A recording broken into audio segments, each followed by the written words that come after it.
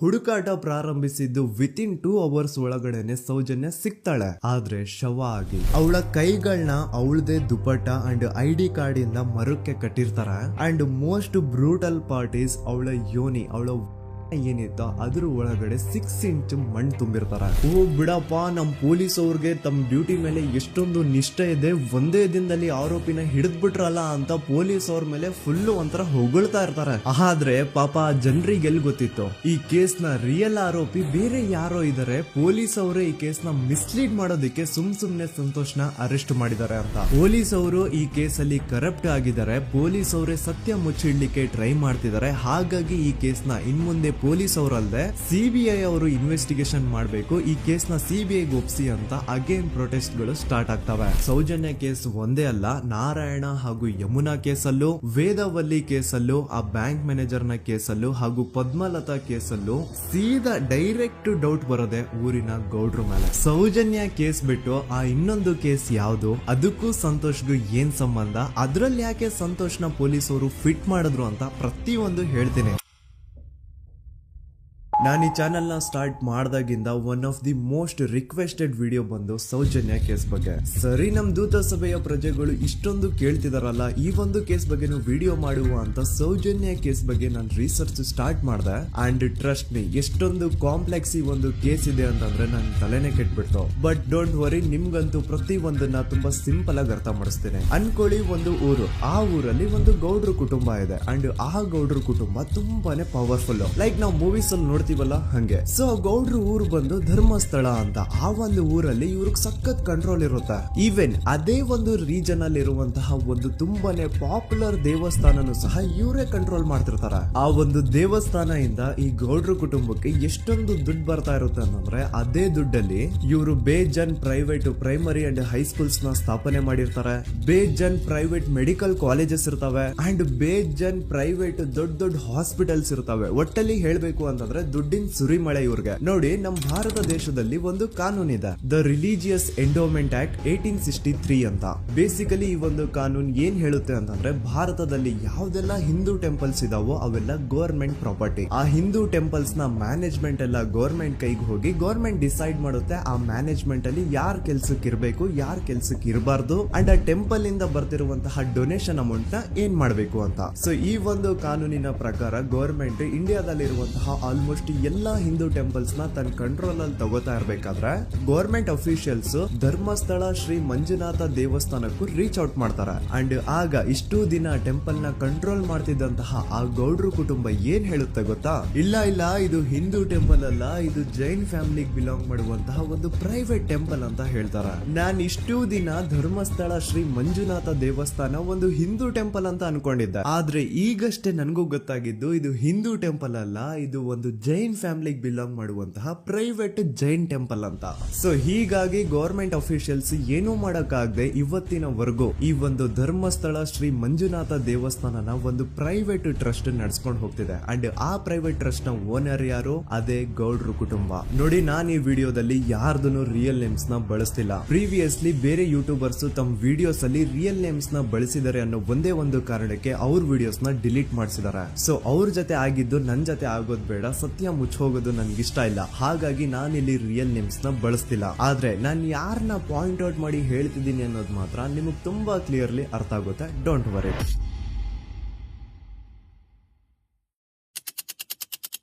ದಿನಾಂಕ 9/10/2012. A very normal day for everyone except Soujanya. Dharmasthala ಹತ್ರ ಇರುವಂತಹ ಪಂಗಳ್ ಅನ್ನೋ ಒಂದು ಸಣ್ಣ ಹಳ್ಳಿಗೆ ಬಿಲಾಂಗ್ ಮಾಡುವಂತಹ ಸೌಜನ್ಯ ತುಂಬಾನೇ ಒಳ್ಳೆ ಹುಡುಗಿ. SDM ಕಾಲೇಜ್ ಆಫ್ ಉಜ್ರಿಯಲ್ಲಿ 2nd PUC ಓದ್ತಿದ್ದಂತಹ ಇವಳು ತುಂಬಾನೇ ಬ್ರೈಟ್ ಸ್ಟೂಡೆಂಟ್ ಕೂಡ. ಸೊ ಒಂದು ದಿನ ಅಂದ್ರೆ 9 ಅಕ್ಟೋಬರ್ 2012 ಬೆಳಿಗ್ಗೆ 7:30-8 ಗಂಟೆ ಹಾಗೆ ಆಸ್ ಯೂಶುವಲ್ ತನ್ನ ಕಾಲೇಜ್ ಹೋಗೋದಕ್ಕೆ ರೆಡಿ ಆಗ್ತಿರ್ತಾಳೆ. ಅವತ್ತು ಮಂಗಳವಾರದ ದಿನ ಅಂಡ್ ಅವತ್ತು ಲೋಕಲ್ ಫೆಸ್ಟಿವಲ್ ಬೇರೆ ಇರುತ್ತೆ, ಹೊಸ ಅಕ್ಕಿ ಅಂತ. ಈ ಒಂದು ಲೋಕಲ್ ಫೆಸ್ಟಿವಲ್ ದಿನ ಮನೆ ಒಳಗಡೆ ಏನೇ ಅಡುಗೆ ಮಾಡಿದ್ರು ಹೊಸ ಅಕ್ಕಿನೇ ಬಳಸಬೇಕು. ಸೊ ಹೊಸ ಅಕ್ಕಿ ತಂದು ಬ್ರೇಕ್ಫಾಸ್ಟ್ ನ ರೆಡಿ ಮಾಡೋಷ್ಟ್ರಲ್ಲಿ ಸೌಜನ್ಯ ಅವ್ರ ತಾಯಿ ತುಂಬಾ ಲೇಟ್ ಮಾಡ್ತಾರೆ. ಸೊ ಕಾಲೇಜ್ಗೆ ಲೇಟ್ ಆಗ್ತಿದೆ ಅಂತ ಈ ಸೌಜನ್ಯ ಟಿಫಿನ್ ಸಹ ಮಾಡದೆ ಹಾಗೆ ಹೋಗ್ತಾಳೆ. ಅವಳ ತಲೆಯಲ್ಲಿ ಏನಿತ್ತು ಅಂತಂದ್ರೆ, ಹೆಂಗೋ ಇವತ್ತು ಲೋಕಲ್ ಫೆಸ್ಟಿವಲ್ ಬೇರೆ ಇದೆ, ಹಾಗಾಗಿ ಮೇ ಬಿ ಕಾಲೇಜು ಬೇಗ ಬಿಡ್ಬೋದು, ಸೊ ಮಧ್ಯಾಹ್ನ ಡೈರೆಕ್ಟ್ ಮನೆಗೆ ಬಂದು ಊಟ ಮಾಡುವ ಬಿಡು ಅಂತ ಅವಳು ಅನ್ಕೊಂಡಿರ್ತಾಳೆ. ಆದ್ರೆ ಕಾಲೇಜ್ ಹೋಗಾದ್ಮೇಲೆ ಗೊತ್ತಾಗುತ್ತೆ ಅವತ್ತು ಅವಳಿಗೆ ಸ್ಪೆಷಲ್ ಕ್ಲಾಸಸ್ ಬೇರೆ ಇದೆ ಅಂತ. ಅಂತ. ಸೌಜನ್ಯ ಬ್ರೇಕ್ಫಾಸ್ಟ್ ಕೂಡ ಮಾಡಿರಲ್ಲ ಅಂಡ್ ಲಂಚ್ ಬಾಕ್ಸ್ ಕೂಡ ತಂದಿರಲ್ಲ. ಹಾಗಾಗಿ ಲಂಚ್ ಟೈಮ್ ಅಲ್ಲಿ ಸೌಜನ್ಯನ ಒಬ್ಳು ಫ್ರೆಂಡ್ ಜಾನ್ವಿ ತಾನ್ ತಂದಿರುವಂತಹ ಲಂಚ್ ಬಾಕ್ಸ್ ಅಲ್ಲಿ ಒಂದಿಷ್ಟು ಲಂಚ್ ನ ಆಫರ್ ಮಾಡ್ತಾಳ. ಆದ್ರೆ ಸೌಜನ್ಯ ಪರವಾಗಿಲ್ಲ ನೀನ್ ತಿನ್ನು, ನಾನ್ ಮನೆಗೆ ಹೋಗ್ಬಿಟ್ಟು ಊಟ ಮಾಡ್ಕೊಂತೀನಿ ಅಂತ ಹೇಳ್ತಾಳ. ಸುಮಾರು ಮಧ್ಯಾಹ್ನದ 3:45ಕ್ಕೆ ಕಾಲೇಜ್ ಬಿಡುತ್ತೆ. ಸೌಜನ್ಯ ಕಾಲೇಜ್ ಇಂದ ಬಸ್ ಅಲ್ಲಿ ಬಂದು ನೇತ್ರಾವತಿ ಬಸ್ ಸ್ಟಾಪ್ ಹತ್ರ ಇಳ್ಕೋತಾಳ. ಅವಳ ಜೊತೆ ಅವಳ ಕ್ಲಾಸ್ ಮೇಟ್ಸ್ ಅಂಡ್ ಫ್ರೆಂಡ್ಸ್ ಎಲ್ಲ ಇರ್ತಾರೆ. ಸೊ ಅವ್ರಿಗೆಲ್ಲ ಬಾಯ್ ಹೇಳ್ಬಿಟ್ಟು ಸೌಜನ್ಯ ತನ್ನ ಮನೆ ಕಡೆಗೆ ಹೊರಡ್ತಾಳ. ನೇತ್ರಾವತಿ ಬಸ್ ಸ್ಟಾಪ್ ಇಂದ ಸೌಜನ್ಯ ಮನೆಗೆ 20 ಮಿನಿಟ್ಸ್ ನ ವಾಕ್ ಇರುತ್ತೆ. ಮ್ಯಾಕ್ಸ್ ಟು ಮ್ಯಾಕ್ಸ್ 30 ಮಿನಿಟ್ ಹಿಡಿಬಹುದು. ಸೊ ಸೌಜನ್ಯ ನಡ್ಕೊಂಡು ಮನೆ ಕಡೆಗೆ ಹೋಗ್ತಾ ಇರ್ತಾಳೆ. ಒಂದ್ ಸ್ವಲ್ಪ ದೂರದಲ್ಲಿ ಪ್ರಕೃತಿ ಹಾಸ್ಪಿಟಲ್ ಅಂತ ಒಂದಿರುತ್ತೆ. ಅಲ್ಲಿನ ಸೆಕ್ಯೂರಿಟಿ ಗಾರ್ಡ್ ಸೌಜನ್ಯ ನಡ್ಕೊಂಡು ಹೋಗ್ತಾ ಇರೋದನ್ನ ನೋಡ್ತಾನೆ ಕೂಡ. ನಂತರ ಸೌಜನ್ಯ ಒಂದು 10 ನಿಮಿಷ ಹಂಗೆ ಮುಂದೆ ನಡ್ಕೊಂಡು ಹೋಗಾದ್ಮೇಲೆ ಸೌಜನ್ಯಗೆ ತನ್ನ ಮಾವ ಸಿಗ್ತಾರ. ಅವರು ಸೌಜನ್ಯನ ನೋಡಿ ಮಾತಾಡಿಸ್ತಾರೆ. ಯಾಕಮ್ಮ ಕಾಲೇಜಿಂದ ಇಷ್ಟು ಲೇಟ್ ಬರ್ತಿದ್ಯಾ ಅಂತ ಕೇಳ್ತಾರೆ. ಆಗ ಸೌಜನ್ಯ ಇಲ್ಲ ಮಾವ, ಕಾಲೇಜಲ್ಲಿ ಸ್ಪೆಷಲ್ ಕ್ಲಾಸ್ ಇತ್ತು ಹಾಗಾಗಿ ಲೇಟ್ ಆಗ್ಬಿಡ್ತು ಅಂತ ಹೇಳಿ ಒಂದೆರಡು ಮಾತಾಡಿಸಿ ನಂತರ ತನ್ನ ಮನೆ ಕಡೆ ತಾನು ಹೊರಡ್ತಾಳ. ಈಗ ಆ ಒಂದು ಪಾಯಿಂಟ್ ಇಂದ ಸೌಜನ್ಯಗೆ ತನ್ನ ಮನೆ ಹೋಗ್ಲಿಕ್ಕೆ 10 ನಿಮಿಷ ಬೇಕು. ಮ್ಯಾಕ್ಸ್ ಟು ಮ್ಯಾಕ್ಸ್ 20 ಮಿನಿಟ್ ಅನ್ಕೊಳ್ಳಿ. 3:45ಕ್ಕೆ ಕಾಲೇಜ್ ಬಿಟ್ರೆ ಅರೌಂಡ್ 4:30ಗೆ ಮನೇಲಿ ಇರ್ಬೇಕಾಗಿದ್ದು ಹುಡುಗಿ 6:30-7 ಗಂಟೆ ಆಗಿದ್ರು ಮನೆಗ್ ಸೇರಿರಲ್ಲ. ಸೊ ಮನೇಲಿ ಸೌಜನ್ಯ ಅವ್ರ ತಾಯಿಗೆ ಟೆನ್ಷನ್ ಸ್ಟಾರ್ಟ್ ಆಗುತ್ತೆ. ಏನಪ್ಪ ಈ ಹುಡುಗಿ ಎಷ್ಟೊತ್ತಾದ್ರೂ ಇನ್ನು ಮನೆಗ್ ಬಂದಿಲ್ವಲ್ಲ ಅಂತ. ಸೊ ಅವ್ರೇನ್ ಮಾಡ್ತಾರೆ, ಸೌಜನ್ಯ ಅವ್ರ ತಂದೆ ಕಾಲ್ ಮಾಡ್ಬಿಟ್ಟು ಹಿಂಗೆ 3:30-4 ಗಂಟೆಗೆ ಕಾಲೇಜಿಂದ ಮನೆಗ್ ಬರ್ತಿದ್ದಿದ್ ನಮ್ ಹುಡುಗಿ ಇವತ್ತು 7 ಗಂಟೆ ಆದ್ರೂ ಇನ್ನು ಮನೆಗ್ ಬಂದಿಲ್ಲ, ನೀವು ಸ್ವಲ್ಪ ಬೇಗ ಮನೆಗ್ ಬಂದು ವಿಚಾರಿಸಿ ಅಂತ ಗಾಬ್ರಿಲಿ ಹೇಳ್ತಾರ. ಸರಿ ಅಂತ ಸೌಜನ್ಯ ಅವ್ರ ತಂದೆ ಮನೆಗ್ ಬಂದ್ಬಿಟ್ಟು ಸೌಜನ್ಯನ ಫ್ರೆಂಡ್ಸ್ ಕ್ಲಾಸ್ ಮೇಟ್ಸ್ ಯಾರ್ದೆಲ್ಲ ಅವ್ರ ಹತ್ರ ನಂಬರ್ ಇರುತ್ತೋ ಅವ್ರಿಗೆಲ್ಲ ಕಾಲ್ ಮಾಡ್ಬಿಟ್ಟು ಸೌಜನ್ಯ ಬಗ್ಗೆ ಕೇಳ್ತಾರ. ನಮ್ ಹುಡುಗಿ ಏನಾದ್ರೂ ನಿಮ್ ಮನೆಗ್ ಬಂದಿದ್ದಾಳ ಅಮ್ಮ ಅಂತ. ಆದ್ರೆ ಸೌಜನ್ಯನ ಫ್ರೆಂಡ್ಸ್ ಅಂಡ್ ಕ್ಲಾಸ್ ಮೇಟ್ಸ್ ಎಲ್ಲ ಇಲ್ಲ ಅಂಕಲ್ ನಮ್ ಮನೆಗಂತೂ ಸೌಜನ್ಯ ಏನು ಬಂದಿಲ್ಲ, ಅವಳು ಬಸ್ ಸ್ಟಾಪ್ ಇಂದ ಸೀದಾ ನಿಮ್ ಮನೆ ಕಡೆಗೇನೆ ಹೊರಟ್ಲಲ್ವಾ, ಯಾಕೆ ಇನ್ನೂ ಬಂದಿಲ್ವಾ ಅಂತ ಕೇಳ್ತಾರ.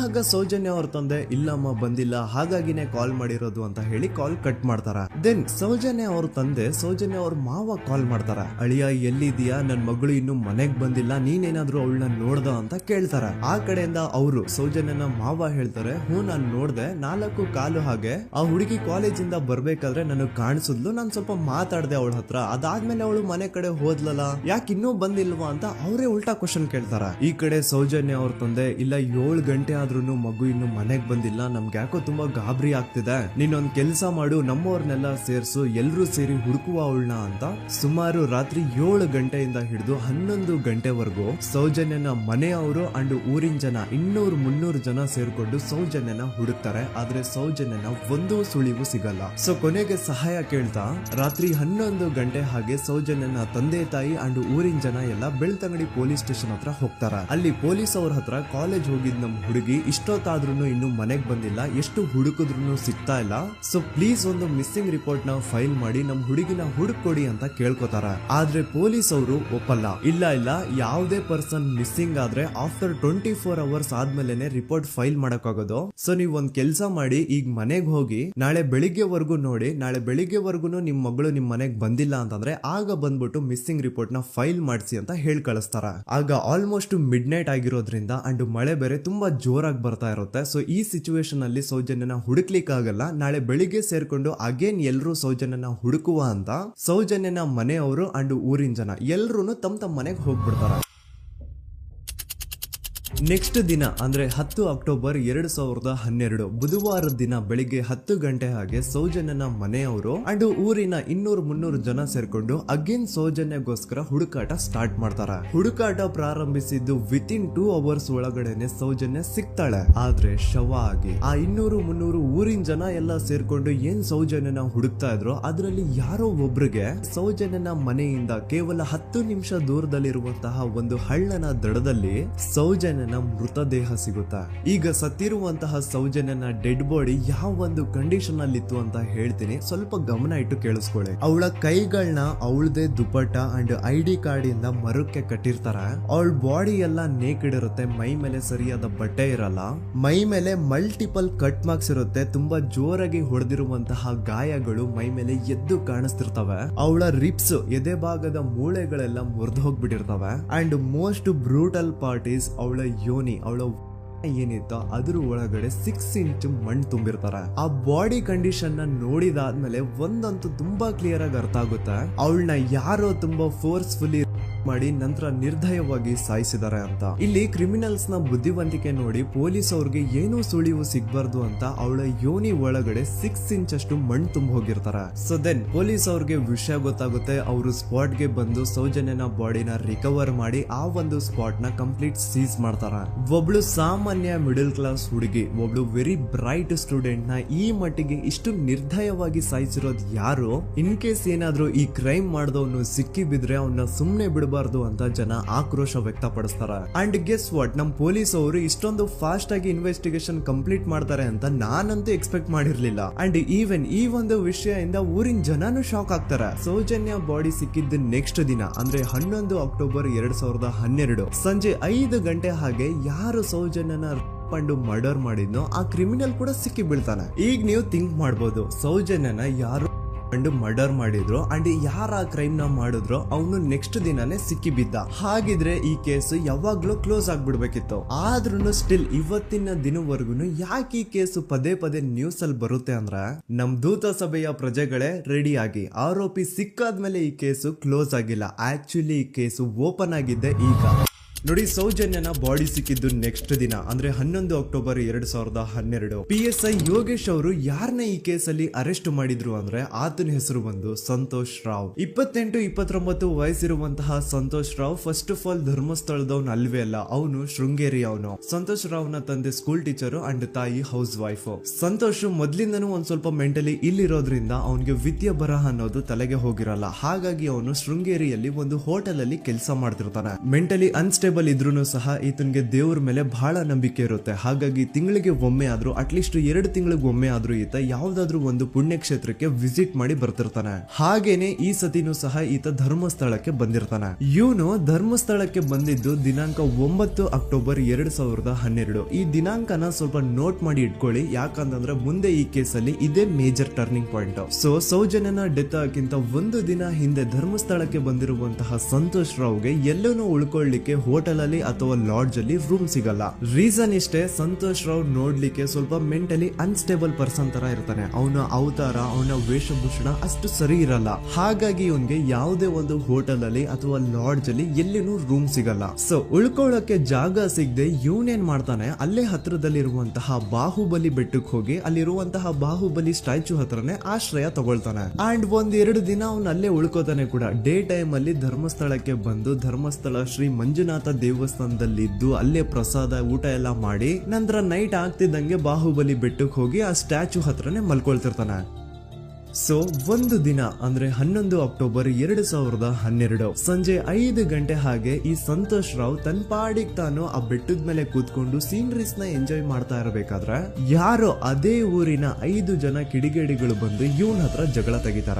ಈ 5 ಜನ ಯಾರು ಅಂತ ನಂತರ ಹೇಳ್ತೇನೆ. ಸೊ ಈ 5 ಜನ ಕಿಡಿಗೇಡಿಗಳು ಸಂತೋಷ್ ರಾವ್ ಹತ್ರ ಜಗಳ ತೆಗೆದು ಅವನ್ನ ಅವಾಚ್ಯ ಶಬ್ದಗಳಿಂದ ಬೈದು ಅವನ್ನ ಹೊಡೆದು, ಅಷ್ಟೇ ಸಾಲದೆ ಆ 5 ಜನ ಸಂತೋಷ್ ರಾವ್ನ ಪೊಲೀಸ್ ಸ್ಟೇಷನ್ಗೆ ಎಳ್ಕೊಂಡ್ ಬಂದು ಇವನು ನಾವು ಬಾಹುಬಲಿ ಬೆಟ್ಟಕ್ಕೆ ಅಂತ ಹೋಗಿದ್ರೆ ಅಲ್ಲಿ ನಮ್ಮ ಮೇಲೆ ಅಟ್ಯಾಕ್ ಮಾಡ್ದ, ಇವ್ನು ನೋಡ್ಲಿಕ್ಕೂ ಸಹ ಒಳ್ಳೆ ಸೈಕೋ ಕಿಲ್ಲರ್ ಇದ್ದಂಗಿದಾನೆ, ನಮ್ಗೆ ಯಾಕೋ ನಿನ್ನೆ ನಮ್ಮ ಊರಲ್ಲಿ ನಡೆದಿರುವಂತಹ ಘಟನೆ ಆ ಸೌಜನ್ಯನ ಪಂಡು ಮರ್ಡರ್ ಇವನೇ ಮಾಡಿದಾನೆ ಅಂತ ಡೌಟ್ ಬರ್ತಿದೆ ಅಂತ ಆ 5 ಜನ ಕಿಡಿಗೇಡಿಗಳು ಸಂತೋಷ್ ರಾವ್ನ ಪೊಲೀಸ್ ಅವ್ರ ಹತ್ರ ಹಾಕೊಡ್ತಾರ. ಅಂಡ್ ಪೊಲೀಸ್ ಅವ್ರು ಕೂಡ ಎಂತವ್ರು ನೋಡಿ, ಯಾರೋ 5 ಜನ ಕಿಡಿಗೇಡಿಗಳು ಬಂದು ಇವನೇ ಕೊಲೆ ಮಾಡಿದಾನೆ ಅಂತ ಹೇಳಿದ ತಕ್ಷಣ ಹಿಂದೆ ಮುಂದೆ ಕ್ರಾಸ್ ಚೆಕ್ ಮಾಡದೆ ಸಂತೋಷ್ ರಾವ್ನ ಅರೆಸ್ಟ್ ಮಾಡಿ ಸೌಜನ್ಯ ಕೇಸ್ ನ ಆರೋಪಿ ಸಿಕ್ಕಿದಾನೆ ಅಂತ ಎಲ್ಲಾ ಕಡೆ ಘೋಷಣೆ ಮಾಡ್ಬಿಡ್ತಾರ. ಜನರಿಗೆ ಈ ಕಡೆ ಒಂಥರ ನೆಮ್ಮದಿ, ಓ ಬಿಡಪ್ಪ ನಮ್ ಪೊಲೀಸ್ ಅವ್ರಿಗೆ ತಮ್ಮ ಡ್ಯೂಟಿ ಮೇಲೆ ಎಷ್ಟೊಂದು ನಿಷ್ಠೆ ಇದೆ, ಒಂದೇ ದಿನದಲ್ಲಿ ಆರೋಪಿನ ಹಿಡಿದ್ಬಿಟ್ರಲ್ಲ ಅಂತ ಪೊಲೀಸ್ ಅವ್ರ ಮೇಲೆ ಫುಲ್ ಒಂಥರ ಹೊಗಳ್ತಾ ಇರ್ತಾರೆ.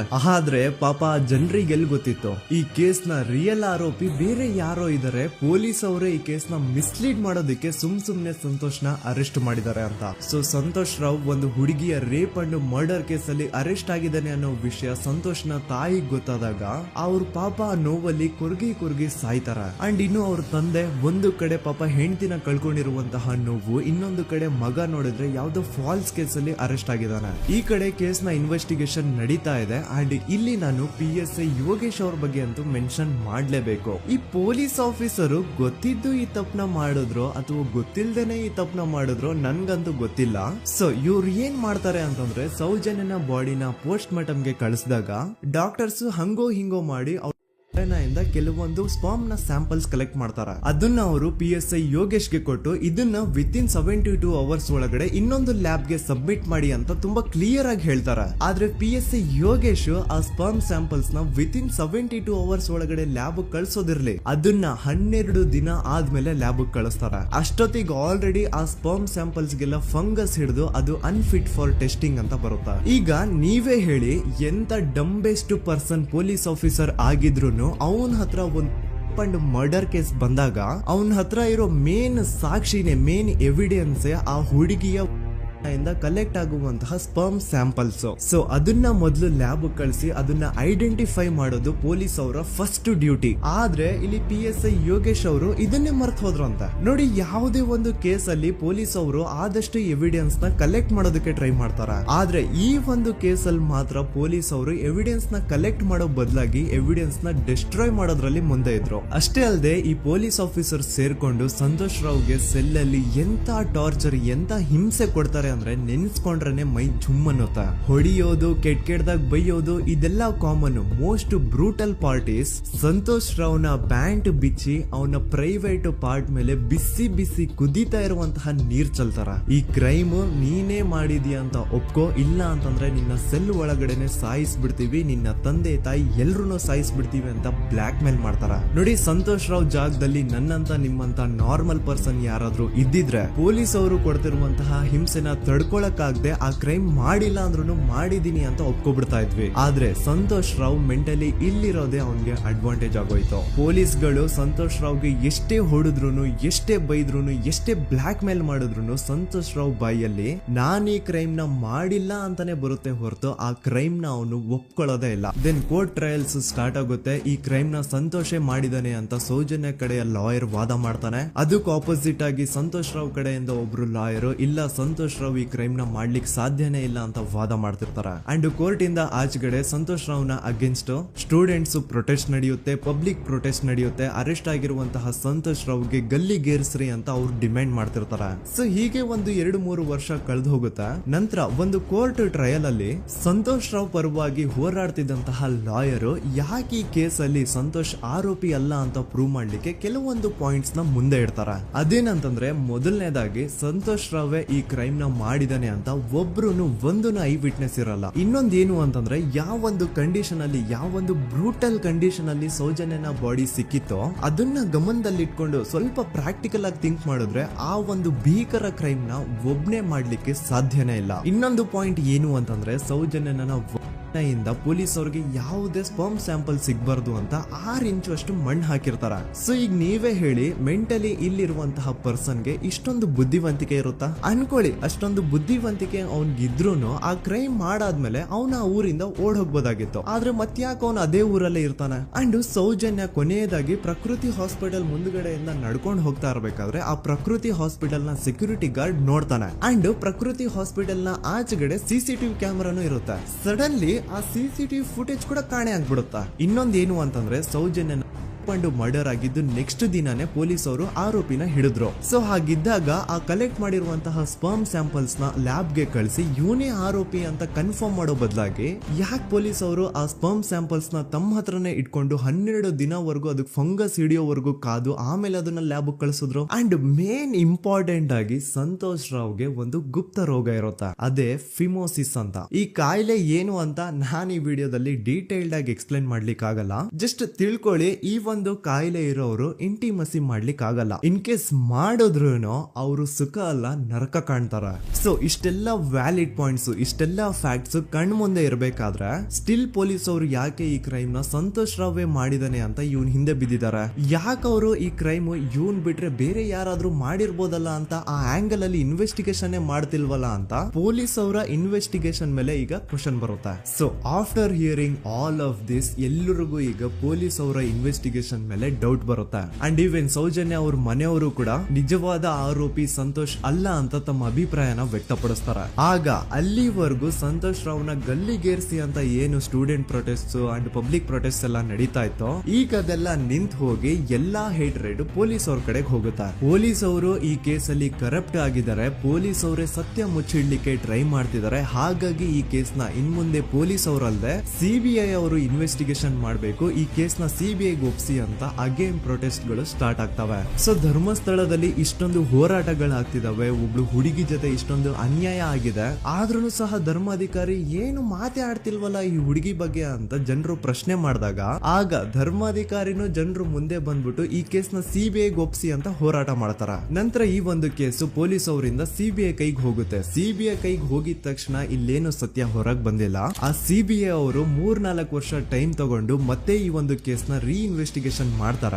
ಆದ್ರೆ ಅಲ್ಲೇನು ಇನ್ವೆಸ್ಟಿಗೇಷನ್ ಮಾಡ್ಲಿಕ್ಕೆ ಉಳ್ದೇ ಇರಲ್ಲ. ಆ ಪೊಲೀಸ್ ಅವರು ಅವ್ರ ಕೈಯಲ್ಲಿ ಈ ಕೇಸು ಇದ್ದಷ್ಟು ದಿನ ಎಷ್ಟಾಗುತ್ತೋ ಅಷ್ಟು ಎವಿಡೆನ್ಸ್ ನ ಡಿಸ್ಟ್ರಾಯ್ ಮಾಡ್ಬಿಟ್ಟಿರ್ತಾರ. ಸೊ ಹಾಗಾಗಿ ಅಲ್ಲಿ ಸಿಬಿಐ ಅವ್ರಿಗೆ ಇನ್ವೆಸ್ಟಿಗೇಷನ್ ಮಾಡ್ಲಿಕ್ಕೆ ಏನ್ ಉಳ್ದೇ ಇರಲ್ಲ. ಆದ್ರೂ ಸ್ಟಿಲ್ ಅವರು 3-4 ಇಯರ್ಸ್ ಟೈಮ್ ತಗೊಂಡು ನಂತರ ಫೈನಲಿ ಒಂದು ರಿಪೋರ್ಟ್ ನ ಕೋರ್ಟ್ ಗೆ ಸಬ್ಮಿಟ್ ಮಾಡ್ತಾರ. ಅಂಡ್ ಸಿಬಿಐ ಅವರು ಕೋರ್ಟ್ ಗೆ ಸಬ್ಮಿಟ್ ಮಾಡಿರುವಂತಹ ಆ ಒಂದು ರಿಪೋರ್ಟ್ ಅಲ್ಲಿ ಏನಿತ್ತು ಅಂದ್ರೆ ಸಿಬಿಐ ಇನ್ವೆಸ್ಟಿಗೇಷನ್ ಕನ್ಫರ್ಮ್ಸ್ ದಟ್ ಈ ಒಂದು ಕ್ರೈಮ್ ನ ಸಂತೋಷ್ ರಾವ್ ಮಾಡಿದಾನೆ ಅಂತ. ಆದ್ರೆ ಐರೋನಿ ಈಸ್ ಇದೇ ಒಂದು ರಿಪೋರ್ಟ್ ಅಲ್ಲಿ ಇವ್ರು ಏನ್ ಹೇಳ್ತಾರೆ ಅಂದ್ರೆ ಅವ್ರಿಗೆ ಯಾವುದೇ ತರ ಎವಿಡೆನ್ಸ್ ಸಿಕ್ಕಿಲ್ಲ ಅಂತ. ಯಾಕಂದ್ರೆ ಈ ಸೌಜನ್ಯ ಕೇಸು ಪೊಲೀಸ್ ಅವ್ರ ಕೈಯಲ್ಲಿ ಇದ್ದಾಗ ಪೊಲೀಸ್ ಅವರು ತಮ್ಮ ನಿರ್ಲಕ್ಷ್ಯದಿಂದ ಎಲ್ಲಾ ಎವಿಡೆನ್ಸ್ ನ ಕಳ್ಕೊಂಡ್ಬಿಟ್ಟಿರ್ತಾರೆ. ಅಂತದ್ರಲ್ಲಿ ಯಾವ ಒಂದು ಆಧಾರದ ಮೇಲೆ ಇವರು ಸಂತೋಷ್ ರಾವ್ ಈ ಕ್ರೈಮ್ ನ ಮಾಡಿದ್ದಾರೆ ಅಂತ ಕ್ವಶನ್ ಮಾಡಿದಾಗ ಸಿಬಿಐ ಅವ್ರ ಕಡೆಯಿಂದ ನೋ ಆನ್ಸರ್. ನೋಡಿ, ಮೊದ್ಲು ಈ ಒಂದು ಕೇಸ್ ನ ಪೊಲೀಸ್ ಅವರು ಇನ್ವೆಸ್ಟಿಗೇಷನ್ ಮಾಡಿ ನಂತರ ಈ ಒಂದು ಕೇಸು ಸಿಬಿಐ ಅವ್ರ ಕೈಗೆ ಹೋಗಿ ಅವರು 3-4 ವರ್ಷ ಟೈಮ್ ತಗೊಂಡು ಇನ್ವೆಸ್ಟಿಗೇಷನ್ ಮಾಡಿ ದೆನ್ ಫೈನಲ್ ರಿಪೋರ್ಟ್ ನ ಕೋರ್ಟ್ ಗೆ ಸಬ್ಮಿಟ್ ಮಾಡೋಷ್ಟ್ರಲ್ಲಿ ಸುಮಾರು 5-6 ವರ್ಷ ಕಳೆದು ಹೋಗಿರುತ್ತೆ. ಅಂಡ್ ಸ್ಟಿಲ್ ಈ ಒಂದು ಕೇಸಲ್ಲಿ ಏನೂ ಕನ್ಕ್ಲೂಷನ್ ಸಿಕ್ಕಿರಲ್ಲ. ಎವ್ರಿ ಇಯರ್ ಸೌಜನ್ಯನ ಬರ್ತ್ಡೇ ಇದ್ದಾಗ ಅಥವಾ ತಿಥಿ ಇದ್ದಾಗ ಅವಳನ್ನ ನೆನೆಸ್ಕೊಂಡು ಅವಳ ಹೆಸರಲ್ಲಿ public protest and student protest ನಡೀತಾನೆ ಇರ್ತವೆ. ಸೊ ಒಂದು ದಿನ ಈ ಒಂದು ಪ್ರೊಟೆಸ್ಟ್ ಗಳ ನ್ಯೂಸ್ ಗಿರೀಶ್ ಮುಟ್ಟಣ್ಣನವರ ಗಮನಕ್ಕೆ ಬರುತ್ತೆ. ಯಾರು ಈ ಗಿರೀಶ್ ಮುಟ್ಟಣ್ಣನವರ ಅಂದ್ರೆ ಇವರು very honest X police man. ನೀವು ನಂಬಲ್ಲ, ಇವ್ರು ಪೊಲೀಸ್ ಆಫೀಸರ್ ಇದ್ದಾಗ ಪಬ್ಲಿಕ್ ಅಲ್ಲಿ ಒಬ್ಬ MLA ಹೊಡೆದಿರ್ತಾರ. ಅಷ್ಟೇ ಅಲ್ಲ, ಪೊಲೀಸ್ ಡಿಪಾರ್ಟ್ಮೆಂಟ್ ಅಲ್ಲಿ ಕರಪ್ಷನ್ ಇದೆ, ಕರಪ್ಷನ್ ಇದ್ದಿದ್ ಕಡೆ ನಾನ್ ಇರಲ್ಲ ಅಂತ ಹೇಳ್ಬಿಟ್ಟು ತಮ್ಮ ಪೊಲೀಸ್ ಡ್ಯೂಟಿನ ಬಿಟ್ಬಿಟ್ಟು ಈಗ ಸಮಾಜದಲ್ಲಿ ಏನೇ ಅನ್ಯಾಯ ಆಗಿದ್ರು ಅದ್ರ ಅಗೇನ್ಸ್ಟ್ ವಾಯ್ಸ್ ರೈಸ್ ಮಾಡ್ತಿದಾರೆ. ಸೊ ಈ ಗಿರೀಶ್ ಮುಟ್ಟಣ್ಣನವರಿಗೆ ಸೌಜನ್ಯ ಕೇಸ್ ಬಗ್ಗೆ ಗೊತ್ತಾದಾಗ ಅವ್ರಿಗೆ ಈ ಕೇಸು ತುಂಬಾನೇ ಕಾಡುತ್ತೆ. ಅಲ್ಲ, ಇಷ್ಟೊಂದು ವರ್ಷಗಳಾಗೋಯ್ತು ಆ ಹುಡುಗಿ ಜೊತೆ ಅನ್ಯಾಯ ಆಗಿ, ಸ್ಟಿಲ್ ಈ ಒಂದು ಕೇಸ್ ನ ಕನ್ಕ್ಲೂಷನ್ ಸಿಕ್ತಿಲ್ವಲ್ಲ, ಏನ್ ನಡೀತಿದೆ ಧರ್ಮಸ್ಥಳದಲ್ಲಿ ಅರ್ಥ ಆಗ್ತಿಲ್ವಲ್ಲ ಅಂತ ಈ ಗಿರೀಶ್ ಅವರು ತಮ್ಮ ಹಳೆ ಪೊಲೀಸ್ ಕಾಂಟ್ಯಾಕ್ಟ್ಸ್ ನ ಯೂಸ್ ಮಾಡ್ಕೊಂಡು ಆ ಸೌಜನ್ಯ ಕೇಸ್ ಫೈಲ್ ನ ಒಂದು ಕಾಪಿನ ತಮ್ಮ ಹತ್ರ ತರಿಸ್ಕೋತಾರ. ಆ ಒಂದು ಕೇಸ್ ಫೈಲ್ ಅಲ್ಲಿ ಸೌಜನ್ಯ ಬಗ್ಗೆ ಅಷ್ಟೇ ಅಲ್ಲದೆ ಸಂತೋಷ್ ರಾವ್ ಬಗ್ಗೆನೂ ಇನ್ಫಾರ್ಮೇಶನ್ ಇರುತ್ತೆ. ಅಂಡ್ ಗಿರೀಶ್ ಅವರು ಸಂತೋಷ್ ಬಗ್ಗೆ ಇರುವಂತಹ ಇನ್ಫಾರ್ಮೇಶನ್ ನೋಡ್ತಾ ಇರ್ಬೇಕಾದ್ರೆ ಅವರು ಒಂದು ವಿಷಯನ ನೋಟಿಸ್ ಮಾಡ್ತಾರ. ಅದೇನಂತಂದ್ರೆ ಪೊಲೀಸ್ ಅವರು ಸಂತೋಷ್ ರಾವ್ನ ಬರೀ ಸೌಜನ್ಯ ಕೇಸಲ್ಲಿ ಒಂದೇ ಫಿಟ್ ಮಾಡಿರಲ್ಲ, ಸೌಜನ್ಯ ಸಾಯೋಕ್ಕಿಂತ 20 ದಿನ ಹಿಂದೆ ಧರ್ಮಸ್ಥಳದಲ್ಲೇ ನಡೆದಿರುವಂತಹ ಒಂದು ಕ್ರೈಮ್ ಅಲ್ಲಿನೂ ಸಹ ಸಂತೋಷ್ ರಾವೇ ಆರೋಪಿ ಅಂತ ಮೆನ್ಷನ್ ಮಾಡಿರ್ತಾರ. ಸೊ ಸೌಜನ್ಯ ಕೇಸ್ ಬಿಟ್ಟು ಆ ಇನ್ನೊಂದು ಕೇಸ್ ಯಾವುದು, ಅದಕ್ಕೂ ಸಂತೋಷ್ಗೂ ಏನ್ ಸಂಬಂಧ, ಅದ್ರಲ್ಲಿ ಯಾಕೆ ಸಂತೋಷ್ನ ಪೊಲೀಸ್ ಅವರು ಫಿಟ್ ಮಾಡಿದ್ರು ಅಂತ ಪ್ರತಿಯೊಂದು ಹೇಳ್ತೀನಿ. ಆದ್ರೆ ನಾನಿಲ್ಲಿ ಯಾರ್ದೂನು ರಿಯಲ್ ನೇಮ್ಸ್ ನ ಬಳಸಲ್ಲ. ಯಾಕಂದ್ರೆ ಮುಂದೆ ಕೇಸಲ್ಲಿ ತುಂಬಾ ದೊಡ್ಡ ಪವರ್ಫುಲ್ ವ್ಯಕ್ತಿಗಳ ಹೆಸರುಗಳು ಬರ್ತವೆ. ಅಂಡ್ ನನ್ ವಿಡಿಯೋ ಯೂಟ್ಯೂಬ್ ಇಂದ ಡಿಲೀಟ್ ಆಗೋದು ನನ್ಗೆ ಇಷ್ಟ ಇಲ್ಲ. ಹಾಗಾಗಿ ನಾನಿಲ್ಲಿ ಯಾರ್ದೂನು ರಿಯಲ್ ನೇಮ್ಸ್ ನ ಬಳಸ್ತಿಲ್ಲ. ಬಟ್ ಯಾರ ಬಗ್ಗೆ ಹೇಳ್ತಿದ್ದೀನಿ ಅಂತ ಒಂದ್ ಸ್ವಲ್ಪ ನೀವೇ ಅರ್ಥ ಮಾಡ್ಕೊಳ್ಳಿ. ನೋಡಿ, ಧರ್ಮಸ್ಥಳದಲ್ಲಿ ಮಾಫಿಯಾ ಕೈಂಡ್ ಆಫ್ ನಡೆಸ್ತಿರುವಂತಹ ಒಂದು ವೆರಿ ಪವರ್ಫುಲ್ ಗೌಡ್ರು ಕುಟುಂಬ ಇದೆ. ಇವ್ರ ಹತ್ರ ಬೇಜನ್ ಆಸ್ತಿ, ಬೇಜನ್ ದುಡ್ಡು, ಬೇಜನ್ ಪವರ್, ಬೇಜನ್ ಇನ್ಫ್ಲೂಯೆನ್ಸ್ ಎಲ್ಲಾನು ಇದೆ. ಆ ಊರಲ್ಲಿ ಈ ಗೌಡ್ರು ಕುಟುಂಬದ್ದು ಎಷ್ಟೊಂದು ಕಂಟ್ರೋಲ್ ಇದೆ ಅಂತಂದ್ರೆ ಅವ್ರನ್ನ ಎದುರು ಹಾಕೊಳ್ಳೋರೆ ಯಾರು ಇಲ್ಲ. ಅಂಡ್ ಈ ಒಂದು ಗೌಡ್ರು ಕುಟುಂಬ ಒಂದು ಪ್ರೈವೇಟ್ ಟ್ರಸ್ಟ್ ಹೆಸರಲ್ಲಿ ಒಂದು ವೆರಿ ಪಾಪ್ಯುಲರ್ ದೇವಸ್ಥಾನನ ಸುಮಾರು ವರ್ಷಗಳಿಂದ ತಲೆ ಮಾರುಗಳಿಂದನೂ ನಡ್ಸ್ಕೊಂಡ್ ಬಂದಿರ್ತಾರ.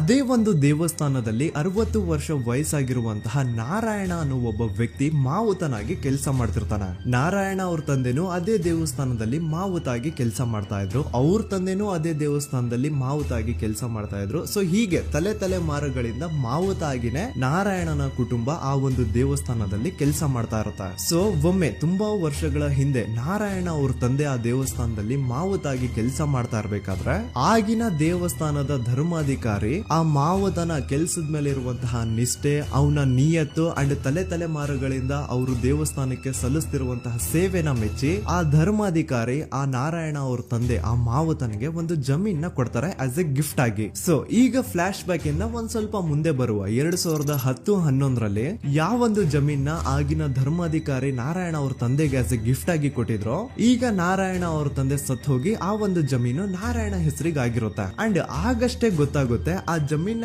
ವೆರಿ ಆಪೋಸಿಟ್ ಒಂದು ದೊಡ್ಡ ಹೈವೇ ಬರ್ತಿದೆ ಅಂಡ್ ಅದರಿಂದ ಜಮೀನ ರೇಟು 10 ಪಟ್ಟು ಜಾಸ್ತಿ ಆಗುತ್ತೆ ಅಂತ. ಸೊ ಈ ವಿಷಯ ಗೊತ್ತಾಗಿ ನೋಡಿ ದಾನ ಮಾಡದಂತಹ ಧರ್ಮಾಧಿಕಾರಿ ಅಂತೂ ಸತ್ ಹೋದ್ರು, ಆದ್ರೆ ಅವ್ರ ಮುಂದಿನ ಪೀಳಿಗೆ ಅವ್ರಿಗೆ ಈ ಜಮೀನ್ ಮೇಲೆ ಕಣ್ಬಿದ್ದು ನಾರಾಯಣ ಅವ್ರ ಹತ್ರ ಆ ಜಾಗನ ವಾಪಸ್ ಕೇಳ್ತಾರ. ಆದ್ರೆ ನಾರಾಯಣ ಕೊಡಲ್ಲ. ಇಲ್ಲ ನಾನ್ ಯಾಕೆ ಕೊಡ್ಲಿ, ನಮ್ ತಂದೆಯಿಂದ ಸಿಕ್ಕಿರುವಂತಹ ಜಮೀನ್ ಇದು, ನಮ್ ತಂದೆಯ ಕೊನೆ ಗುರುತು ಇದು ನನ್ನ ಹತ್ರ ಇರೋದು, ಸೊ ಇದನ್ನ ನಾನ್ ಯಾವುದೇ ಕಾರಣಕ್ಕೂ ಬಿಟ್ಕೊಡಲ್ಲ ಅಂತ ಆ ಗೌಡ್ರು ಕುಟುಂಬನ ನಾರಾಯಣ ಎದುರು ಹಾಕೋತಾರ. ಆಗ ಗೌಡ್ರು ಕುಟುಂಬದವ್ರಿಗೆ ಕೋಪ ಬಂದು ಅವ್ರೇನ್ ಮಾಡ್ತಾರೆ ಅಂದ್ರೆ ನಾರಾಯಣ ಮನೆಗೆ ನೀರಿನ ಸಪ್ಲೈ ಇರುತ್ತಲ್ವಾ ಅದನ್ನ ಬಂದ್ ಮಾಡ್ತಾರ, ಎಲೆಕ್ಟ್ರಿಸಿಟಿ ಸಪ್ಲೈನು ಕಟ್ ಆಫ್ ಮಾಡ್ತಾರ, ಊರಲ್ಲಿರುವಂತಹ ಎಲ್ಲಾ ಚರಂಡಿಗಳನ್ನ ಕ್ಲೀನ್ ಮಾಡಿ ಆ ಕಸ ಏನಿರುತ್ತೋ ಅದನ್ನ ತಂದು ನಾರಾಯಣ ಮನೆ ಮುಂದೆ ಹಾಕ್ತಾರ. ಇಷ್ಟೇ ಅಲ್ಲ, ನಾರಾಯಣ ಅವ್ರ ಹೆಂಡತಿ ಮಕ್ಕಳು ಎಲ್ಲಾದ್ರೂ ಆಚೆ ಹೋಗ್ತಾ ಬರ್ತಾ ಇದ್ರೆ ಅವ್ರನ್ನ ಕೆಟ್ಟದಾಗ ಬೈಯೋದು, ಹೊಡ್ಕೊಳ್ಳೋದು, ಬಡ್ಕೊಳ್ಳೋದೆಲ್ಲ ಮಾಡ್ತಿರ್ತಾರ. ಇಷ್ಟೆಲ್ಲ ಆಗ್ತಾ ಇದ್ರು ಸ್ಟಿಲ್ ನಾರಾಯಣ ಮಾತ್ರ ಆ ಜಾಗನ ಬಿಟ್ಕೊಡಲ್ಲ. ಆ ಜಾಗದಗೋಸ್ಕರ ನೀನ್ ಬೇಕಿದ್ರೆ ಇದನ್ನೆಲ್ಲ ಸಹಿಸ್ಕೊಂಡಿರಪ್ಪ, ನಮ್ ಕೈಲಂತೂ ಆಗಲ್ಲ ಅಂತ ನಾರಾಯಣನ ಹೆಂಡತಿ ಮಕ್ಕಳು ಅವನ್ನ ಬಿಟ್ಟು ಬೇರೆ ಊರಿಗೆ ಹೋಗ್ಬಿಡ್ತಾರ. ಈಗ ಮನೆಯಲ್ಲಿ ನಾರಾಯಣ ಅಂಡ್ 45 ವರ್ಷ ವಯಸ್ಸಿರುವಂತಹ ನಾರಾಯಣ ಅವ್ರ ತಂಗಿ ಯಮುನಾ ಅವ್ರು ಮಾತ್ರ ಇಬ್ರೇ ಇರ್ತಾ ಇದ್ರು. ಸೊ ಒಂದೊಳ್ಳೆ ಅವಕಾಶ ನೋಡ್ಕೊಂಡು 21 ಸೆಪ್ಟೆಂಬರ್ 2012 ಮನೆಯಲ್ಲಿ ನಾರಾಯಣ ಹಾಗೂ ಯಮುನಾ ಇರ್ಬೇಕಾದ್ರೆ ಯಾರೋ ಮನೆ ಒಳಗಡೆ ನುಗ್ಗಿ ನಾರಾಯಣನ್ಗೆ ಹೊಡೆದು ಯಮುನಾಗೂ ಸಹ ಹೊಡೆದು ನಂತರ ಅವಳು ಮಾಡಿ ದೆನ್ ನಾರಾಯಣ ಹಾಗೂ ಯಮುನನ ತಲೆನ ಒಂದು ರುಬ್ಬಗುಂಡಿಂದ ಚಚ್ಚಿ ಸಾಯಿಸ್ಬಿಡ್ತಾರ. ಈ ಕೊಲೆ ಆಗಿದ್ದು ಕಳ್ಳತನಗೋಸ್ಕರ ಅಂತ ಪೊಲೀಸ್ ಅವರು ತಮ್ಮ ರಿಪೋರ್ಟ್ ಅಲ್ಲಿ ಬರೀತಾರ. ಆದ್ರೆ ಪಾಯಿಂಟ್ ಏನ್ ಗೊತ್ತಾ, ಆ ಮನೇಲಿ ಒಂದ್ ಸ್ವಲ್ಪನೂ ಹಣ ಆಗ್ಲಿ ಅಥವಾ ಬಂಗಾರ ಆಗ್ಲಿ ಕಳ್ಳತನ ಆಗಿರಲ್ಲ. ಕಳ್ಳತನ ಆಗಿರೋದು ಕೇವಲ ಆ ಮೇನ್ ರೋಡ್ ಅಲ್ಲಿ ಇದ್ದಂತಹ ಪ್ರಾಪರ್ಟಿ ಪೇಪರ್ಸ್.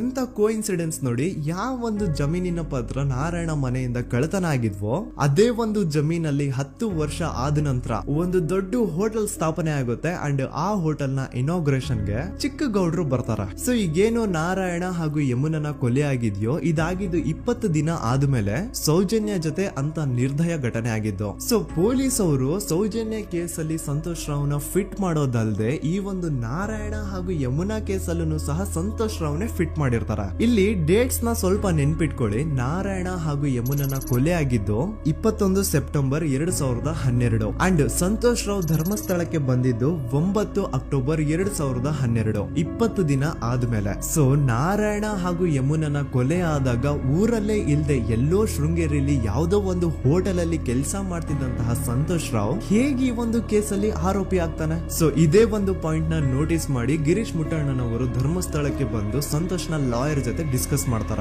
ದೆನ್ ಫೈನಲಿ ಏನೋ ತಪ್ಪು ಮಾಡದೆ ಸುಳ್ಳು ಆರೋಪಗಳಿಂದ ಕರಪ್ಟ್ ಪೊಲೀಸ್ ಆಫೀಸರ್ಸ್ ನ ಮಿಸ್ಲೀಡಿಂಗ್ ಇನ್ವೆಸ್ಟಿಗೇಷನ್ ಇಂದ ಸಂತೋಷ್ ರಾವ್ ತನ್ನ ಜೀವನದ 8-10 ವರ್ಷನ ಜೈಲಲ್ಲಿ ಕಳೆದು ಫೈನಲಿ ರಿಲೀಸ್ ಆಗ್ತಾನೆ.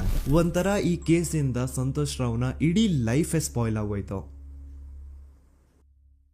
ಈಗ ಸಂತೋಷ್ ರಾವ್ ರಿಯಲ್ ಆರೋಪಿ ಅಲ್ಲ ಅಂತ ಕೋರ್ಟ್ ಅಲ್ಲಿ ಪ್ರೂವ್ ಆಯ್ತು. ಹಾಗಿದ್ರೆ ರಿಯಲ್ ಆರೋಪಿ ಯಾರು? ಪೊಲೀಸ್ ಅವರು ಯಾಕೆ ಕೇಸಲ್ಲಿ ಇಷ್ಟೊಂದು ಅನ್ಫೇರ್ ಇನ್ವೆಸ್ಟಿಗೇಷನ್ ಮಾಡಿದ್ರು? ಯಾರ ರಿಯಲ್ ಹೆಸರನ್ನ ಮುಚ್ಚಿಡ್ಲಿಕ್ಕೆ ಪೊಲೀಸ್ ಆಫೀಸರ್ಸ್ ಈ ಒಂದು ಕೇಸಲ್ಲಿ ಸಂತೋಷ್ ರಾವ್ನ ಸಿಗ್ಹಾಕ್ಸಿದ್ರು? ಇದೆಲ್ಲ ಥಿಂಕ್ ಮಾಡ್ತಾ ಹೋದ್ರೆ ನೋಡಿ ಆ ಊರಲ್ಲಿ ಆ ಪೊಲೀಸ್ ಆಫೀಸರ್ಸ್ಗೆ ಲಂಚ ಕೊಡೋಷ್ಟು, ಒಂದು ಪೊಲೀಸ್ ಇನ್ವೆಸ್ಟಿಗೇಷನ್ ನ ಸ್ಟಾಪ್ ಮಾಡೋಷ್ಟು ಅಥವಾ ಆ ಇನ್ವೆಸ್ಟಿಗೇಷನ್ ನ ಮಿಸ್ಲೀಡ್ ಮಾಡೋಷ್ಟು ಇನ್ಫ್ಲುಯೆನ್ಸ್ ಆಗ್ಲಿ, ಪವರ್ ಆಗ್ಲಿ ಅಥವಾ ಮನಿ ಆಗ್ಲಿ ಊರಿನ ಗೌಡ್ರು ಹತ್ರ ಮಾತ್ರ ಇದ್ದಿದ್ದು. ಸೊ ಈಗ ಸಂಶಯದ ಮುಳ್ಳು ಗೌಡ್ರು ಕಡೆ ತಿರುಗುತ್ತಾ. ನೋಡಿ ಪೊಲೀಸ್ ಅವರು ಸುಮ್ನೆ ಸಂತೋಷ್ ರಾವ್ನ ನಾರಾಯಣ ಹಾಗೂ ಯಮುನಾ ಕೇಸಲ್ಲಿ ಫಿಟ್ ಮಾಡಿದ್ರು. ಈಗ ಆ ಒಂದು ಕೊಲೆ ಪ್ರಕರಣಕ್ಕೂ ಸಂತೋಷ್ ರಾವ್ಗೂ ಏನು ಸಂಬಂಧನ ಇರ್ಲಿಲ್ಲ. ಹಂಗೆ ಥಿಂಕ್ ಮಾಡಿ ನಾರಾಯಣ ಸತ್ರೆ ಅಥವಾ ಅವನ ತಂಗಿ ಯಮುನಾ ಸತ್ರೆ ಯಾರಿಗ ಅಡ್ವಾಂಟೇಜ್ ಆಗುತ್ತೆ? ಊರಿನ ಗೌಡ್ರಿಗೆ, ಯಾಕಂದ್ರೆ ಅವ್ರಿಗ ಜಮೀನ್ ಸಿಗುತ್ತಾ. ಸೊ ಈಗ ನಾರಾಯಣ ಹಾಗೂ ಯಮುನಾ ಕೇಸಲ್ಲಿ ಸಂತೋಷ್ ರಾವ್ ಆರೋಪಿ ಅಲ್ಲ ಅಂತ ಪ್ರೂವ್ ಆದ್ಮೇಲೆ ಹಾಗಿದ್ರೆ ಆ ಕೊಲೆ ಮಾಡ್ದವ್ರು ಯಾರು ಅಂತ ಹಾಗೆ ಥಿಂಕ್ ಮಾಡಿದ್ರೆ ಗಿರೀಶ್ ಮುಟ್ಟಣ್ಣನವರಿಗೆ ಆ ಊರಿನ ಗೌಡ್ರ ಮೇಲೆ ಡೌಟ್ ಬರುತ್ತೆ. ಅದೇ ಒಂದು ಡೌಟ್ ಅಲ್ಲಿ ಗಿರೀಶ್ ಮುಟ್ಟಣ್ಣನವರು ಮಹೇಶ್ ತಿಮ್ರೊಡ್ಡಿ ಅಂತ ಇನ್ನೊಬ್ರ ಜೊತೆ ಸೇರ್ಕೊಂಡು ಈ ಹಿಂದೆ ಆ ಒಂದು ಊರಲ್ಲಿ ಆ ಧರ್ಮಸ್ಥಳದಲ್ಲಿ ಈ ಊರಿನ ಗೌಡ್ರು ಯಾವ್ದಾವ್ದೆಲ್ಲ ಕ್ರೈಮ್ಗಳು ಮಾಡಿದಾರೆ ಅಂತ ಊರಿನ ಜನರಿಂದ ತಿಳ್ಕೊತಾರ. ನಂತರ ಆ ಊರಿನ ಜನ ಯಾವ್ದಾವ್ದೆಲ್ಲ ಮ್ಯಾಟರ್ಸ್ ಹೇಳಿದ್ರು ಆ ಕೇಸ್ ಫೈಲ್ಸ್ ನೆಲ್ಲ ತಿರುಗಿಸಿ ಮುರುಗಿಸಿ ನೋಡಿದಾಗ ನೀವು ನಂಬಲ್ಲ, ಸೌಜನ್ಯ ಕೇಸ್ ಏನೇನು ಅಲ್ಲ, ಅದಕ್ಕಿಂತ ಭೀಕರ ಕೊಲೆಗಳು ಧರ್ಮಸ್ಥಳದಲ್ಲಿ ಆಗಿವೆ. ಅಂಡ್ ಎಲ್ಲಾ ಕೊಲೆಗಳ ಹಿಂದೆ ಗೌಡ್ರು ಕುಟುಂಬದ್ದೇ ಕೈ ಇದೆ ಅಂತ ಎದ್ದು ಕಾಣಿಸುತ್ತೆ. 1977 ವೇದಾವಲ್ಲಿ ಕೇಸ್. ಧರ್ಮಸ್ಥಳ ಹತ್ತಿರ SDM ಪ್ರೈಮರಿ ಅಂಡ್ ಹೈಸ್ಕೂಲ್ ಅಂತ ಒಂದು ಸ್ಕೂಲ್ ಇರುತ್ತೆ. ಅಂಡ್ ಈ ಒಂದು ಪ್ರೈವೇಟ್ ಸ್ಕೂಲ್ ಬೇರೆ ಯಾರ್ದು ಅಲ್ಲ, ಆ ಗೌಡ್ರು ಕುಟುಂಬದ. ಈ ಸ್ಕೂಲ್ ಅಲ್ಲಿ 1977 ಅಲ್ಲಿ ವೇದಾವಲ್ಲಿ ಅಂತ ಒಬ್ರು ಟೀಚರ್ ವರ್ಕ್ ಮಾಡ್ತಿರ್ತಾರ. ವೇದಾವಲ್ಲಿ ಆ ಟೀಚರ್ ಜಾಬ್ಗೆ ತುಂಬಾನೇ ಓವರ್ ಕ್ವಾಲಿಫೈಡ್. ಅವರ ಕ್ವಾಲಿಫಿಕೇಶನ್ಸ್ ನ ಗಮನದಲ್ಲಿ ಇಟ್ಕೊಂಡ್ರೆ ಅವ್ರಿಗೆ HM ಅಥವಾ ಪ್ರಿನ್ಸಿಪಲ್ ನ ಪೋಸ್ಟ್ ಸಿಗ್ಬೇಕು. ಆದ್ರೂ ಸಹ ವೇದಾವಲ್ಲಿ ಆಸ್ ಎ ಟೀಚರ್ ಆಗಿನೇ ಕೆಲಸ ಮಾಡ್ಕೊಂಡು ಹೋಗ್ತಿರ್ತಾರ. ಒಮ್ಮೆ ಏನಾಗುತ್ತೆ, ಸ್ಕೂಲ್ ಅಲ್ಲಿ ಪ್ರಿನ್ಸಿಪಲ್ ನ ಪೋಸ್ಟ್ ಖಾಲಿ ಆಗುತ್ತೆ. ಅಂಡ್ ಆ ಒಂದು ಪೋಸ್ಟ್ ಗೆ ಎಲ್ರು ಏನ್ ಅನ್ಕೊಳ್ತಾರೆ, ವೇದಾವಲ್ಲಿನೇ ಸೆಲೆಕ್ಟ್ ಮಾಡೋದು ಅಂತ. ಆದ್ರೆ ವೇದಾವಲ್ಲಿಯ ಕ್ಯಾಸ್ಟ್ ಬೇರೆ ಇದೆ ಅನ್ನೋ ಒಂದೇ ಒಂದು ಕಾರಣಕ್ಕೆ ಆ ಪ್ರಿನ್ಸಿಪಲ್ ನ ಪೋಸ್ಟ್ ವೇದಾವಲ್ಲಿಗೆ ಸಿಗದೆ ಬೇರೆ ಯಾರನ್ನೋ ತಂದು ಕೂರಿಸ್ಬಿಟ್ಟಿರ್ತಾರ. ಇದರಿಂದ ಟೀಚರ್ ವೇದಾವಲ್ಲಿಗೆ ತುಂಬಾ ಕೋಪ ಬಂದು ಅವ್ರ ಸ್ಕೂಲ್ ಮುಂದೆ ಪ್ರೊಟೆಸ್ಟ್ ಮಾಡೋದ್ ಸ್ಟಾರ್ಟ್ ಮಾಡ್ತಾರ. ಅಂಡ್ ಈ ವಿಷಯ ಸ್ಕೂಲ್ ನ ಓನರ್ಸ್ ಗೆ ಇಷ್ಟ ಆಗಲ್ಲ. ಸೊ ಅವರು ಆ ಕೋಪನ ಹಾಗೆ ಮನ್ಸಲ್ಲಿ ಇಟ್ಕೊಂಡಿರ್ತಾರ. ಒಮ್ಮೆ ಏನಾಗುತ್ತೆ, ಸ್ಕೂಲ್ ರಜೆ ಇರುತ್ತೆ, ವೇದಾವಲ್ಲಿ ಮನೇಲಿ ಇರ್ತಾರ. ಅಂಡ್ ಅವ್ರ ಹಸ್ಬೆಂಡ್ ಡಾಕ್ಟರ್ ಅರಳೆ ಅವ್ರಿಗೆ ಯಾವ್ದೋ ಬೇರೆ ಊರಲ್ಲಿ ಒಂದು ಕಾಲೇಜ್ ಅಲ್ಲಿ ಸೆಮಿನಾರ್ ಏನೋ ಇರುತ್ತೆ. ಸೊ ಅವರು ಅಲ್ಲಿಗೆ ಹೋಗಿರ್ತಾರೆ. ಈಗ ಮನೇಲಿ ಇರೋದು ವೇದಾವಲ್ಲಿ ಒಂದೇ. ಇದೇ ಒಂದು ಅವಕಾಶನ ನೋಡ್ಕೊಂಡು ಯಾರೋ ವೇದಾವಲ್ಲಿ ಅವ್ರ ಮನೆಗೆ ನುಗ್ಗಿ ವೇದಾವಲ್ಲಿಗೆ ಹೊಡೆದು ನಂತರ ಅವ್ರನ್ನ ಜೀವಂತವಾಗಿ ಸುಟ್ಬಿಡ್ತಾರ. ಸ್ವಲ್ಪ ಹೊತ್ತು ನಂತರ ರಾತ್ರಿ ಆಗ್ತಿದ್ದಂಗೆ ಡಾಕ್ಟರ್ ಅರಳೆ ಅವರು ಮನೆಗೆ ವಾಪಸ್ ಬರ್ತಾರೆ. ಅಂಡ್ ಮನೆ ಒಳಗಡೆ ಬಂದ್ ನೋಡಿದ್ರೆ ವೇದಾವಲ್ಲಿ ಅವರು ಸತ್ ಹೋಗಿ ಅವರ ಬಾಡಿ ಸುಟ್ ಹೋಗಿ ನೆಲದ ಮೇಲೆ ಬಿದ್ದಿದೆ. ಹೆಂಡತಿನ ಕಳ್ಕೊಂಡಿರುವಂತಹ ದುಃಖನ ಸೈಡ್ಗೆ ಇಟ್ಟು ಡಾಕ್ಟರ್ ಅರಳೆ ಅವರು ಮೊದ್ಲು ಪೊಲೀಸ್ ಸ್ಟೇಷನ್ ಹೋಗ್ಬಿಟ್ಟು ನಮ್ ಮನೆಗೆ ನಾನು ಇಲ್ದೇ ಇರುವಂತಹ ಸಮಯನ ನೋಡ್ಕೊಂಡು ಯಾರೋ ಮನೆ ಒಳಗಡೆ ನುಗ್ಗಿ ನನ್ನ ಹೆಂಡತಿನ ಹೊಡೆದು ನಂತರ ಅವಳನ್ನ ತುಂಬಾ ಭೀಕರವಾಗಿ ಸಾಯಿಸಿದರೆ ಅಂತ ಪೊಲೀಸ್ ಅವ್ರಿಗೆ ರಿಪೋರ್ಟ್ ಕೊಡಕ್ ಹೋದ್ರೆ ಅಲ್ಲಿ ಪೊಲೀಸ್ ಅವರು ಉಲ್ಟಾ ಡಾಕ್ಟರ್ ಅರಳೆ ಮೇಲೆನೆ FIR ಬರ್ದು ನೀನೇ ನಿನ್ ಹೆಂಡತಿನ ಸಾಯಿಸಿದ್ಯಾ, ನಾಟಕ ಮಾಡಬೇಡ ಅಂತ ಅವ್ರನ್ನೇ ಅರೆಸ್ಟ್ ಮಾಡ್ಬಿಡ್ತಾರ. ನಂತರ 2-3 ವರ್ಷ ಜೈಲಲ್ಲೇ ಇದ್ದು ಡಾಕ್ಟರ್ ಅರಳೆ ಅವರು ತಮ್ಮ ಫ್ರೆಂಡ್ಸ್ ಅಂಡ್ ಫ್ಯಾಮಿಲಿ ಮೂಲಕ ಎವಿಡೆನ್ಸ್ ನೆಲ್ಲ ಕಲೆಕ್ಟ್ ಮಾಡಿಸಿ ತಾನ ಕೊಲೆನ ಮಾಡಿಲ್ಲ, ತಾನ್ ತನ್ನ ಹೆಂಡತಿನ ಸಾಯಿಸಿಲ್ಲ ಅಂತ ಕೋರ್ಟ್ ಅಲ್ಲಿ ಪ್ರೂವ್ ಮಾಡ್ಕೊಂಡು ಜೈಲಿಂದ ರಿಲೀಸ್ ಆಗ್ತಾರ. ಸೊ ಈಗ ಡಾಕ್ಟರ್ ಅರಳೆ ಅವರು ಈ ಒಂದು ಕ್ರೈಮ್ ನ ಮಾಡಿಲ್ಲ ಅಂತಂದ್ರೆ ವೇದಾವಲ್ಲಿನ ಅಷ್ಟು ಭೀಕರವಾಗಿ ಸಾಯಿಸಿದವ್ರು ಯಾರು, ಈ ವಿಷಯ ಇವತ್ತಿನವರೆಗೂ ಗೊತ್ತಾಗಿಲ್ಲ. 1986 ಅಲ್ಲಿ ನಡೆದಂತಹ ಪದ್ಮಲತಾ ಕೇಸ್. ಪದ್ಮಲತಾ ಅವ್ರ ತಂದೆ ಕಮ್ಯುನಿಸ್ಟ್ ಪಾರ್ಟಿನ ಲೀಡರ್ ಇರ್ತಾರೆ. ಅವ್ರ ರಿಯಲ್ ನೇಮ್ ಏನು ಅಂತ ನಮಗ್ ಗೊತ್ತಾಗಿಲ್ಲ, ಬಟ್ ಈ ವಿಡಿಯೋದಲ್ಲಿ ಅವ್ರ ಹೆಸರು ಲಕ್ಷ್ಮಣ್ ಅಂತ ಅನ್ಕೊಳ್ಳಿ. ಸೊ ಕಮ್ಯುನಿಸ್ಟ್ ಪಾರ್ಟಿನ ಲೀಡರ್ ಇರುವಂತಹ ಲಕ್ಷ್ಮಣ್ ಅವ್ರಿಗೆ ಊರಲ್ಲಿ ತುಂಬಾನೇ ಸಪೋರ್ಟ್ ಇರುತ್ತೆ. ಊರಿನ ಜನರ ಫೇವ್ರೇಟ್ ಇರ್ತಾರೆ ಇವರು. ಅಂಡ್ ಅದೇ ವರ್ಷ ಅಂದ್ರೆ 1986 ಅಲ್ಲಿ ಪಂಚಾಯತ್ ಎಲೆಕ್ಷನ್ ಬೇರೆ ಇರುತ್ತೆ. ಅಂಡ್ ಎಲ್ರಿಗೂ ಗೊತ್ತಿತ್ತು ಲಕ್ಷ್ಮಣೆ ಗೆಲ್ಲೋದು ಅಂತ. ಆ ಪಂಚಾಯತ್ ಎಲೆಕ್ಷನ್ ಅಲ್ಲಿ ಲಕ್ಷ್ಮಣ್ನ ಆಪೋಸಿಟ್ ಗೌಡ್ರಿಗೆ ತುಂಬಾ ಬೇಕಾಗಿರೋರು ಒಬ್ರು ನಿಂತಿರ್ತಾರ. ಅಂಡ್ ಅವ್ರಿಗೂ ಗೊತ್ತಿತ್ತು ಎಲೆಕ್ಷನ್ ಏನಾದ್ರು ಆದ್ರೆ ಲಕ್ಷ್ಮಣ ಎಲೆಕ್ಷನ್ ಅಲ್ಲಿ ಗೆಲ್ಲೋದು ಅಂತ. ಸೊ ಎಲ್ಲಿ ಸೋತೋಗ್ಬಿಡ್ತೀವೋ ಅನ್ನೋ ಭಯಕ್ಕೆ ಆ ಗೌಡ್ರು ಕಡೆ ಅವ್ರು ಏನ್ ಮಾಡ್ತಾರೆ, ಲಕ್ಷ್ಮಣ್ನ ಅಪ್ರೋಚ್ ಮಾಡಿ ಮುಚ್ಕೊಂಡು ಈ ಪಂಚಾಯತ್ ಎಲೆಕ್ಷನ್ ಅಲ್ಲಿ ನಿನ್ ನಾಮಿನೇಷನ್ ನ ಕ್ಯಾನ್ಸಲ್ ಮಾಡು ಅಂತ ವಾರ್ನಿಂಗ್ ಕೊಡ್ತಾರ. ಆದ್ರೆ ಲಕ್ಷ್ಮಣ್ ಅವರು ಅಂಜದೆ ನೀವ್ ಏನ್ ಮಾಡ್ತಿರೋ ಮಾಡ್ಕೊಳ್ರಿ, ಆದ್ರೆ ನಾನ್ ಮಾತ್ರ ನಾಮಿನೇಷನ್ ನ ಕ್ಯಾನ್ಸಲ್ ಮಾಡಲ್ಲ ಅಂತ ಆ ಗೌಡ್ರು ಕುಟುಂಬನ ಎದುರು ಹಾಕೋತಾರ. ದೆನ್ ಎಂತ ಕೋಇನ್ಸಿಡೆನ್ಸ್ ನೋಡಿ, ನೆಕ್ಸ್ಟ್ ಡೇನೆ ಲಕ್ಷ್ಮಣ್ ಅವ್ರ ಮಗಳು ಪದ್ಮಲತಾ ಕಿಡ್ನಾಪ್ ಆಗ್ತಾಳ. ಸುಮಾರು 56 ದಿನ ಅವಳನ್ನ ಯಾರೋ ಕಿಡ್ನಾಪ್ ಮಾಡ್ತಾರೆ. ಅಂಡ್ ಆ 56 ದಿನ ಡೈಲಿ ಅವಳನ್ನ ಶೋಷಣೆ ಕೂಡ ಮಾಡ್ತಾರೆ. ನಂತರ 56 ದಿನ ಆದ್ಮೇಲೆ ಪದ್ಮಲತನ ಬಾಡಿ ನೇತ್ರಾವತಿ ನದಿಲಿ ತೇಲ್ತಾ ಸಿಗುತ್ತಾ. ಆಸ್ ಎಕ್ಸ್ಪೆಕ್ಟೆಡ್ ಈ ಕೇಸಲ್ಲೂ ಪೊಲೀಸ್ ಅವ್ರ ಕಡೆಯಿಂದ ಪ್ರಾಪರ್ ಇನ್ವೆಸ್ಟಿಗೇಷನ್ ಆಗಲ್ಲ. ಅಂಡ್ ಯಾರ್ ಪದ್ಮಲತನ ಕಿಡ್ನಾಪ್ ಮಾಡಿದ್ರು, ಯಾರು ಅವಳನ್ನ 15 ದಿನವರೆಗೂ ಶೋಷಣೆ ಮಾಡಿ ನಂತರ ಅವಳನ್ನ ಅಷ್ಟು ಭೀಕರವಾಗಿ ಸಾಯಿಸಿದ್ರು ಅಂತ ಇವತ್ತಿನ ದಿನದವರೆಗೂ ಗೊತ್ತಾಗಿಲ್ಲ. ಮತ್ತೆ ನಮಗೆ ಗೊತ್ತಾದದು 22ಕ್ಕೆ ಸ್ಕೂಲ್ ಡೇ, 56 ದಿನ ಕಳೆದು ಹೊಳೆಯಲ್ಲಿ ಏನೋ ಒಂದು ಕೇಳಿ ಪೊಲೀಸಿನವರು ಬರುವಾಗ ಬಂದು ಹೇಳುವಾಗ ನಮಗೆ ಗೊತ್ತಾದ. ಅವರು ನನ್ನನ್ನು ಕರ್ಕೊಂಡೋಗಿ ಅಲ್ಲಿ ಹೋಗಿವೆ.